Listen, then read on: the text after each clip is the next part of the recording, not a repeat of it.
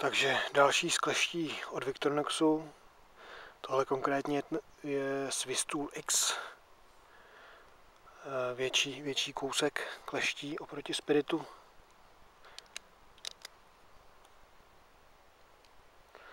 Takže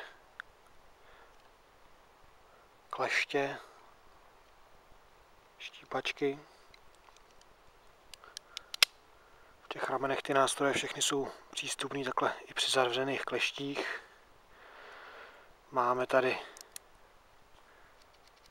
nůžky, všechno jištěný pojistkama. Dále potom šídlo.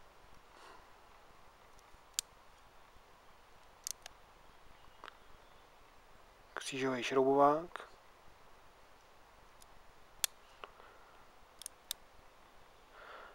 Malej plochý šroubovák.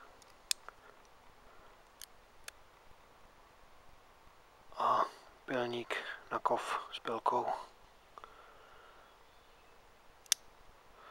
V druhém rameni je potom klasická čepelka.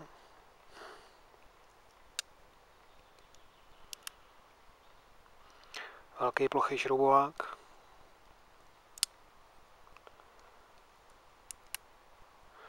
Tady máme dlátko.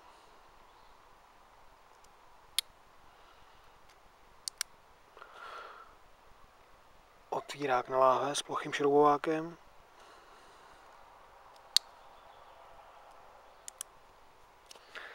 Otvírák na konzervy s malým plochým šroubovákem.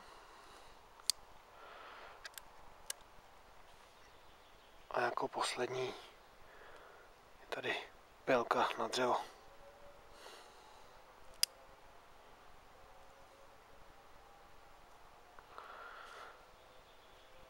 Takže Victorinox Swisstool X.